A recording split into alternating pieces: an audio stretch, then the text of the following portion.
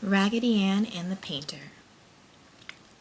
When house cleaning time came around, Mistress's mamma decided that she would have the nursery repainted and new paper put upon the walls. That was why all the dolls happened to be laid helter-skelter upon one of the high shelves. Mistress had been in to look at them and wished to put them to bed, but as the painters were coming again in the early morning, Mamma thought it best that their beds be piled in the closet. So the dolls' beds were piled into the closet, one on top of another, and the dolls were placed upon the high shelf.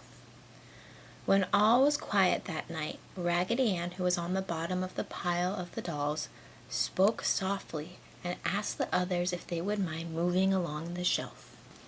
"The cotton in my body is getting mashed as flat as a pancake," said Raggedy Ann, and although the tin soldier was piled so that his foot was pressed into Raggedy Ann's face, she still wore her customary smile. So the dolls began moving off to one side until Raggedy Ann was free to sit up. "Ah, that's a great deal better," she said, stretching her arms and legs to get the kinks out of them and patting her dress into shape. "Well, I'll be glad when morning comes," she said finally, "for I know Mistress will take us out into the yard and play with us under the trees." So the dolls sat and talked until daylight, when the painters came to work. One of the painters, a young fellow, seeing the dolls, reached up and took Raggedy Ann down from the shelf. "Look at this rag doll, Jim," he said to one of the other painters. "She's a daisy." And he took Raggedy Ann by the hands and danced with her a while. He whistled a lively tune. Raggedy Ann's heels hit the floor, thumpity-thump, and she enjoyed it immensely. The other dolls sat upon the shelf and looked straight before them, for it would never do to let grown-up men know that dolls were really alive. "Better put her back upon the shelf," said one of the other men. "You'll have that little girl after you. The chances are that she likes that old rag doll better than any of the others." But the young painter twisted Raggedy Ann into funny attitudes and laughed as she looped about. Finally, he got to tossing her up in the air and catching her. This was great fun for Raggedy, and as she sailed up by the shelf, the dolls all smiled at her, for it pleased them whenever Raggedy Ann was happy. But the young fellow threw Raggedy Ann up into the air once too often, and when she came down he failed to catch her, and she came down splash, head first into a bucket of oily paint. "I told you," said the older painter. "and now you are in for it." "My goodness, I didn't mean to do it," said the young fellow. "What had I better do with her?"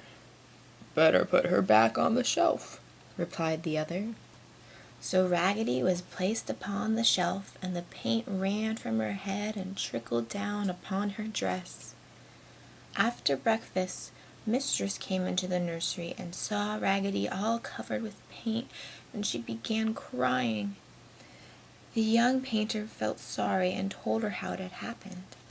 "If you will let me," he said, "I will take her home with me and will clean her up tonight and will bring her back day after tomorrow." So Raggedy was wrapped in a newspaper that evening and carried away. All the dolls felt sad that night without Raggedy Ann near them. "Poor Raggedy! I could have cried when I saw her all covered with paint," said the French doll. "She didn't look like our dear old Raggedy Ann at all," said the tin soldier, who wiped the tears from his eyes so that they would not run down onto his arms and rust them. "The paint covered her lovely smile and nose, and you could not see the laughter in her shoe-button eyes," said the Indian doll. And so the dolls talked that night and the next, but in the daytime when the painters were there, they kept very quiet. The second day, Raggedy was brought home and the dolls were all anxious for night to come so they could see and talk with Raggedy Ann.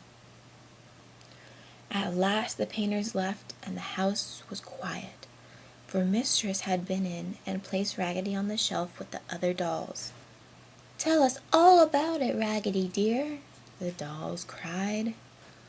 "Oh, I am so glad I fell in the paint," cried Raggedy after she had hugged all the dolls, "for I have had the happiest time. The painter took me home and told his mamma how I happened to be covered with paint, and she was very sorry. She took a rag and wiped off my shoe button eyes, and then I saw that she was a very pretty, sweet-faced lady, and she got some cleaner and wiped off most of the paint on my face. But you know," Raggedy continued, "the paint had soaked through my rag head and had made the cotton inside all sticky and soggy, and I could not think clearly, and my yarn hair was all matted with paint. So the kind lady took off my yarn hair and cut the stitches out of my head and took out the painty cotton. It was a great relief, although it felt queer at first and my thoughts seemed scattered. She left me in her work basket that night and hung me out upon the clothesline the next morning when she had washed the last of the paint off. And while I hung out on the clothesline, what do you think?" "We could never guess!" all the dolls cried. "Why, a dear little Jenny Wren came and picked enough cotton out of me to make a cute little cuddly nest in the grape arbor." "Wasn't that sweet?" cried all the dolls. "Yes, indeed it was," replied Raggedy Ann. "It made me very happy. Then when the lady took me in the house again, she stuffed me with lovely nice new cotton, all the way from my knees up, and sewed me up and put new yarn on my head for hair, and it's a secret," said Raggedy Ann. "Oh, tell us the secret!"